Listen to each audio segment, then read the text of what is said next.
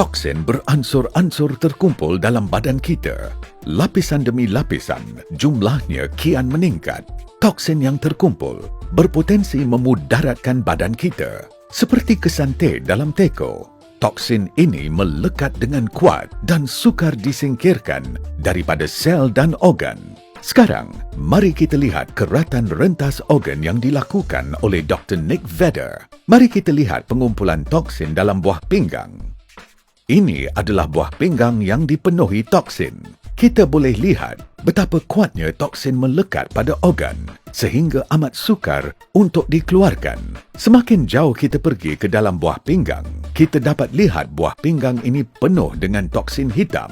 Ini jelas menunjukkan toksin melekat kuat pada sel dan tisu buah pinggang. Toksin ini terdiri daripada logam berat, sisa ubat dan bahan kimia beracun yang lain. Sekarang, mari kita lihat keadaan saluran darah.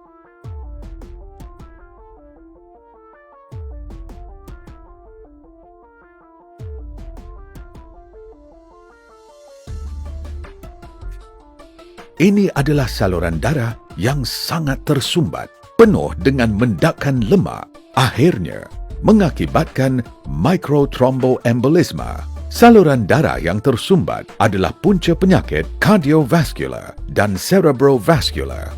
Pengumpulan lemak di dalam saluran darah berlaku secara perlahan dan beransur-ansur, mengambil masa beberapa tahun. Namun pada hari ini, ramai remaja berumur 15 tahun ke atas sudah menunjukkan tanda-tanda penyumbatan yang dipamerkan pada gambar rajah nombor 2 dan seterusnya. Penyumbatan ini berpotensi menjadi lebih serius dan lama-kelamaan memudaratkan kesihatan apabila usia kian meningkat. Saluran darah akhirnya akan pecah sekiranya penyumbatan ini berterusan. Microparticle herba dari pembersihan dalaman diserap dengan cepat oleh tubuh kita. Gelombang magnetik bergema dalam sel badan hingga menyebabkan toksin yang melekat pada dinding sel bergetar. Getaran ini akan menanggalkan toksin. Seterusnya, membersihkan saluran ion yang tersumbat.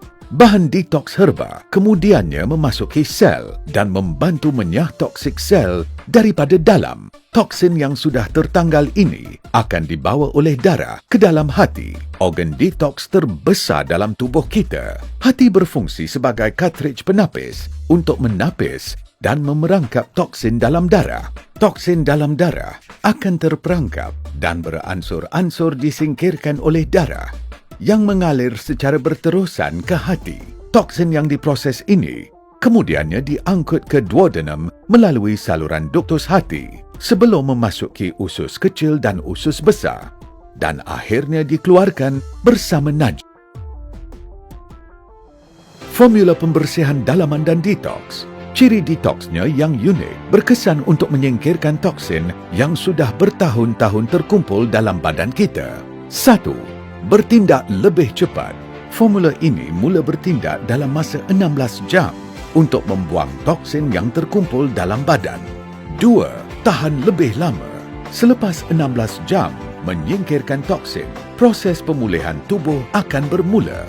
Formula ini memberi kesan yang berterusan dalam badan selama 120 hari untuk memperbaiki keadaan badan secara menyeluruh. Ia menguatkan keupayaan badan untuk memulihkan dirinya di samping meningkatkan ketahanan, metabolisme dan kecergasan badan. 3. Lebih menyeluruh. Formula ini menyingkirkan toksin daripada setiap sel dalam badan secara menyeluruh dengan kesan yang ketara. Semua organ dalam badan akan dibersihkan daripada toksin dengan sepenuhnya. 4. Lebih ketara. Toksin yang disingkirkan daripada badan boleh dikenal pasti dengan jelas melalui najis dalam pelbagai warna dan bentuk. Ini membolehkan anda memantau perubahan positif organ dalaman anda dengan cara yang lebih ketara. Anda juga dapat merasakan sendiri kesihatan badan yang semakin baik.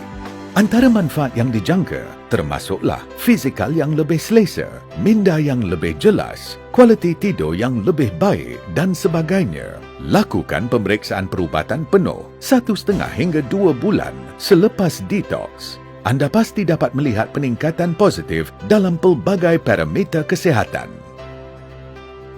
Kesihatan bermula dengan detoksifikasi.